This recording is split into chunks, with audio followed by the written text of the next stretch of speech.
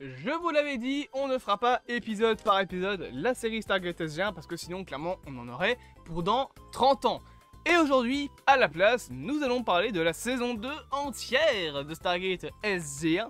SG1, voilà, hein, parce qu'ici on est anglophone. Saison 2 donc, qui est un peu plus ambitieuse pour le coup que la première saison, avec un peu plus d'éléments aussi qui sont liés à la galaxie entière, notamment la destruction des vaisseaux d'Apophis et de son fils, dont j'ai oublié le nom.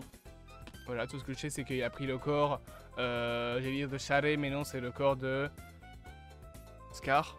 Comment il s'appelle le gosse? Je sais même plus. Ouais, je pense que c'est ça, c'est Scar. Donc, on va les voir, bien évidemment, perdre leur vaisseau. C'est aussi une saison où on a, donc, comme je l'ai dit, un peu plus d'éléments qui sont liés à toute la galaxie. On a par exemple cette séquence que je vous montre là, qui en fait vient d'un épisode où les membres de SG1 se retrouvent avec Carter qui va être infecté par un Goa'uld.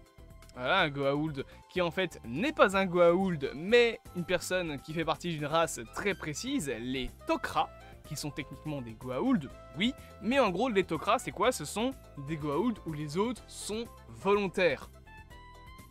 En gros le système des Tok'ra c'est que l'hôte et le Goa'uld partagent le même corps, un petit peu comme Venom avec Tom Hardy qui partage le corps, mais Eddie Brock a encore le contrôle sur son corps, et Venom a encore le contrôle sur lui. Les Goa'uld, les vrais Goa'uld, c'est pas le cas. Les Goa'uld prennent le corps en fait de l'hôte, et l'hôte finit par être détruit, il n'existe plus. Un petit peu comme dans Get Out, avec ce système de transplantation humaine, c'est plus ou moins le même truc.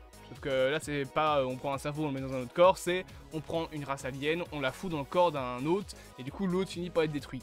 Les Tok'ra, c'est pas ça. Les Tok'ra, ce sont des Goa'uld gentils qui ont accepté, et dont l'hôte a accepté la transplantation. Et du coup, l'hôte et le Goa'uld gardent leur conscience séparée.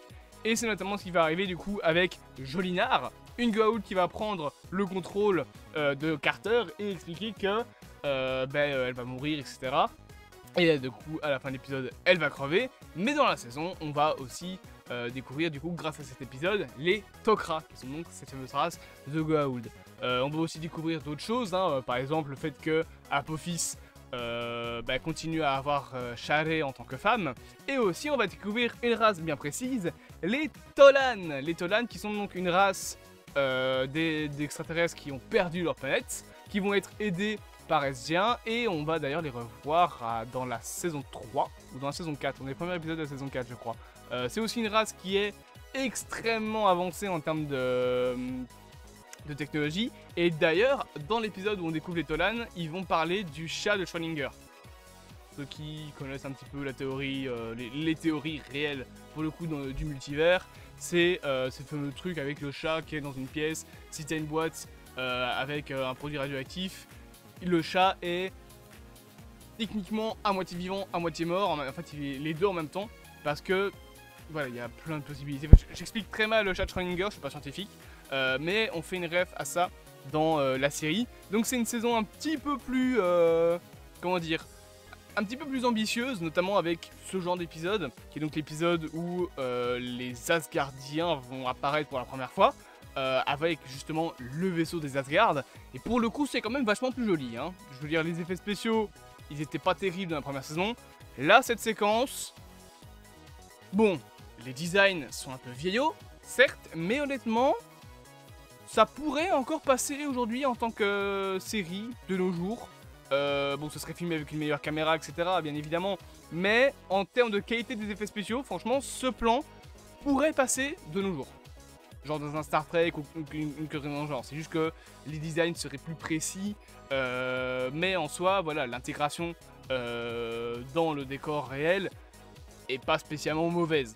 Mais donc, je l'ai dit, c'est aussi donc le fameux épisode où on va découvrir la race des Asgard. Les Asgard qui sont donc ces petits hommes verts tout mignons, tout sympathiques. Et on va l'avouer 30 secondes. Autant l'animatronique, donc quand les Asgard sont proches, ça va, même si tu sens que c'est un animatronique. Je veux dire, il n'y a que la bouche et la tête qui bougent légèrement. autant quand c'est le modèle 3D des Asgard, c'est dégueulasse. La caméra est éteinte. Super. Pourquoi? Mais... En plus, elle est même pas éteinte, elle fonctionne encore. Le bordel. Attendez, c'est bon, voilà. C'est là, c'est mon PC qui me fait des misères. Ah, mais voilà. Donc je disais, les Asgard sont dégueulasses. C'est vraiment même pas ma caméra qui a bugué, c'est mon PC pour le coup. Même ma caméra, merci, m'a coûté 500 balles, heureusement que ça bug plus. Parce que, je veux dire, tu vois qu'il bouge très mal. Tu vois clairement, genre par exemple si je vous mets le plan là, bon, on le voit pas super bien, mais si je zoome, vous allez très vite voir que les Asgard sont immondes. Voilà, c'est vraiment mal fait.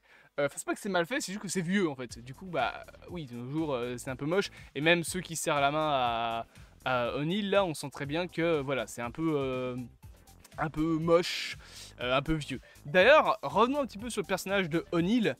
Qu'est-ce que je l'aime bien ce personnage. Et putain, mon PC me fait encore des misères. J'aime bien O'Neill. J'aime bien comment il est. D'ailleurs, il y a une blague dans l'épisode 9 quand t'as le journaliste qui dit ouais je suis au courant du SGC, etc. T'as une blague que j'aime beaucoup, c'est quand il dit ouais je vais faire un article sur vous, tout le monde sera au courant. Et t'as O'Neill qui se retourne qui fait bon bah si tout le monde est au courant, il tire ses lunettes, il fait c'est O'Neill avec 2 L. Je tiens à ce que tout le monde soit au courant. Il y a un autre colonel O'Neill et il n'a qu'un seul L dans son prénom et il n'a aucun sens de l'humour. J'adore cette blague, parce qu'en fait, pour ceux qui ne connaissent pas Stargate, O'Neill de la série SG1 porte 2 L dans son nom. Mais O'Neill, c'est un personnage qui est aussi apparu dans le film Stargate, qui est à moitié canon avec la série. Je veux dire, les événements sont canons, mais le film ne l'est pas spécialement. Mais, le O'Neill du film n'a qu'un seul L dans son prénom, celui joué par Kurt Russell du coup.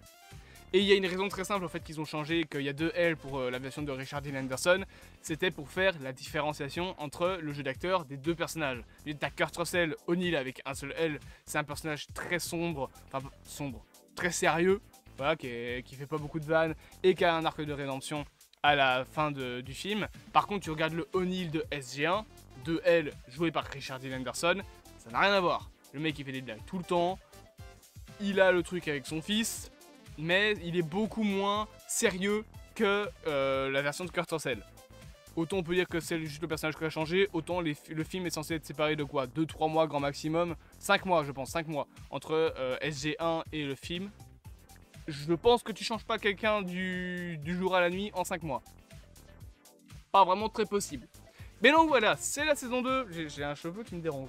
C'est la saison 2 de Stargate SG1, c'était sympa et j'ai hâte de vous parler de la saison 3. J'espère que cette vidéo vous aura plu, bien évidemment n'hésitez pas à vous abonner, à partager, à liker et à commenter. Moi je vais aller me mettre devant le ventilo parce que là il fait chaud. Et on se dit à bientôt pour de prochaines aventures.